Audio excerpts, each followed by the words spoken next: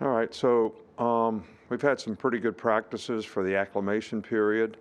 I know there's some difficult circumstances out there for the players to have to deal with relative to the heat, but it's always been that way here. It's a great opportunity for guys to, have to overcome difficult circumstances, stay focused on doing the things they need to do to pay attention to detail, get the little things right, be able to stay focused in adverse circumstances and situation, regardless of what that is. And I think that helps players sort of be able to overcome adversity. So I think the big thing right now is a lot of people know what to do, but I think the focus has to be on how to do it so that we can get the kind of execution that we need to be able to execute on a consistent basis, and why it's important to do it that way. I think sometimes, players sort of get a little tunnel vision on just what they have to do and don't see the big picture and understand why it's important to do their job in a certain way because of what everybody else is doing, whether it's offense, defense, or special teams. So this is an opportunity to create great intangibles, work ethic in difficult circumstances, giving effort, finishing plays, having the kind of mental toughness that you need to be able to sustain, and then being responsible to do your job. I think a lot of meeting time, a lot of opportunities for guys to learn, a lot of reps on the field because we're repping everybody. So and so far, we're making some progress. Tomorrow will be the first day we can actually put on pads, but in 2 days in shorts and 2 days in shoulder pads, we've been able to make pretty good progress, and hopefully just with the one practice in pads, and then on Friday we'll see where it goes before we scrimmage on Saturday. And we haven't really sat down and decided exactly where we are and what we want to do in the scrimmage and how we're going to scrimmage people, but I think we're just kind of taking one day at a time, especially in this early acclimation period. Okay, we will get started with Cecil. Go ahead, Cecil. You can unmute. Coach, I just wanted to follow up on two players. Jahleel Billingsley was back at our viewing session the other day, and Xavier Williams, I guess, has not been with the team this fall. Would you update on those two players, please? Yeah, Jahleel's back at practice. We had some COVID protocols that we had to go through with him, and he's back out at practice. He needs to work his way back up, sort of the depth chart, because he missed a little bit of time. And Ziggy also has some medical issues that's keeping him out, and we're without saying what, but he's medically, not going to play, this year. Okay, Coach, we'll go to Michael Casagrande. Go ahead, Michael. Yeah, just ask about Henry Toto. I just wondered what you've observed from him so far in practice this year, and what he brings to this defense. Yeah, Henry's done really well. I think familiarity with the system has helped his transition.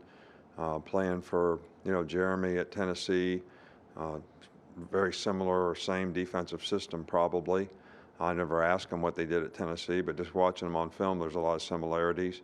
He's a very bright guy. He's a very conscientious guy, and he's picked up on things. He's very instinctive. He's got a lot of experience, so he's got good leadership qualities. So he's been a very positive addition, and he's done a nice job for us. And hopefully he'll continue to improve. And we'll see what happens relative. We have several guys competing at that position. Christian has played very well, so. He's going to play, and Moody's played some and is doing really well. So there's a lot of competition at that position. Charlie Potter, go ahead. Hey, Coach, just want to ask you about special teams real quick in the return game specifically. Just, where do you see things there, and who are maybe some guys that could be a factor in the return game? Well, we're still working. It's a work in progress. We're trying to develop some punt return guys, but, JoJo has been really good at that. And has showed some promise doing it. Jacoby Brooks has showed some promise doing it, fielding the ball, doing a good job. Slade did it last year, so he's reliable to be able to do it. Kickoff return, got a few more guys that we're looking at. Jameson, Williams is back there. Kamar Wheaton's back there. The other running backs are back there doing it. So a little bit more to choose from than we had a year ago, depth-wise. Okay, we'll go to Ralph Russo with the AP.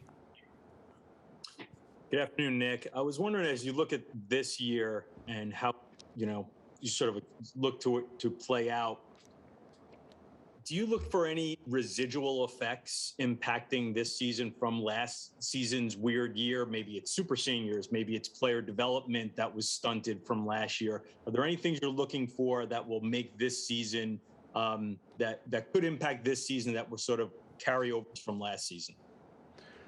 Well, I think, the knowledge and experience that the guys gained last year, whether it was the knowledge and experience that they gained by playing in some really good competition, understanding exactly what it takes to, have success in, difficult environments against difficult teams.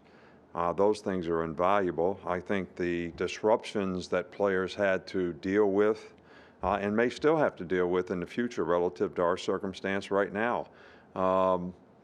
It's probably something that helped them be a little bit more resilient. But from our standpoint, we look at every day we get an opportunity to work with our players, whether we're in a COVID situation, whether we're off, whether we're pushing the season back, pushing practice back, whatever. Whenever that next opportunity comes, we have a process that we want to go through, a progression of teaching our players so that they have the best opportunity to go out and be successful. So our approach is to take advantage of every one of those opportunities. We didn't have an opportunity to go through camp last year, but I thought our team developed pretty nicely. I think it hurt us a little bit on defense where we're younger and didn't have as much experience. This year we're younger and don't have as much experience on offense, and I think having this camp will probably, help that group sort of grow and develop. So, you got to kind of play the hand that's dealt you, really, and sometimes you get pretty good cards and sometimes you don't, but you got to do the best you can with whatever you get. We'll go to Nick Kelly with the T-News. For Jalen Armour Davis, what have you liked about him in the offseason? Then what would you like for him to take the next step in his game? Jalen's done a nice job. He's got good knowledge and experience. He's got a lot of diversity as a player to play corner, play star. And, he's gotten a little more physical, a little tougher. Durability has been a little bit of an issue for him in the past, being able to stay healthy, but that's not been something that's been a problem, this year or in this camp or this summer or, last spring. So we're pleased with the progress that he's making, and, we're going to continue to work with him. We got lots of competition in the secondary, which is a good thing. I think it's making everybody push each other. We'll go to Mike Rodak. What's been your message to players about social media in the past, and how much, if at all, has that changed now with NIL and there being a benefit for players to grow their brands and be as active as they can on social media and get as many people to follow them as they can? Well, we've never ever restricted our players on social media, but I think, what you used the word there that is very important. How do you create value in your brand? All right, so it's not whether you use social media, it's how you use social media and use it in a positive way to enhance your brand, which is the only way anybody's going to want you to endorse anything for them, is that you have a really positive, wholesome brand. So the only restrictions that we've had on social media is you don't post about the team and you don't post about negative things that are going to reflect poorly on your character, your name, your family, in any way. So, and I think the NFL does the same thing. I mean, Scott Pioli talked to the team the other night, and he said after your first year here, everybody's monitoring all your accounts. All right, so what you put out there is creating value for you one way or the other. So it's no different than we've always done. We promote guys to try to create value in their brand by what they do personally, academically, and athletically. And that's how you create value, and that's what people are interested in. Okay, we got two more, Tony and then Ryan. Yeah, Nick, do you hear me? Yeah, we got you. Okay, yeah, based on what you've seen from the first handful of practices, do you see Trey Sanders being able to compete in full contact? Like when you guys move into the full pads, do you think he's going to be limited? He hasn't been limited. He's been doing really, really well. I don't know how he's going to continue to develop and progress, but he's worked hard. He's doing a good job. We're very positive and pleased with the progress that he's made, and we're very pleased with where he is right now. And he continues to work hard, and we'll see how he continues to develop. Okay, we'll finish up with Ryan Hennessy. Coach, touching up on the social media question, have any of the players came to you and said everything's recruiting? Maybe Coach Saban gets on social media more. Have you ever thought about that? Has anyone pushed you to do that? And what would that look like if you did? Well, nobody has, and I don't know what it would look like if I did. I mean, you guys keep wanting to ask hypothetical questions today. I've never been big with social media. It takes a lot of time. You got to respond to a lot of things. I've tried to focus on two things here. How do we develop our players, and how do we bring players to our team, whether it's how we evaluate them or how we develop relationships to be able to recruit them here. And so far, that's worked okay.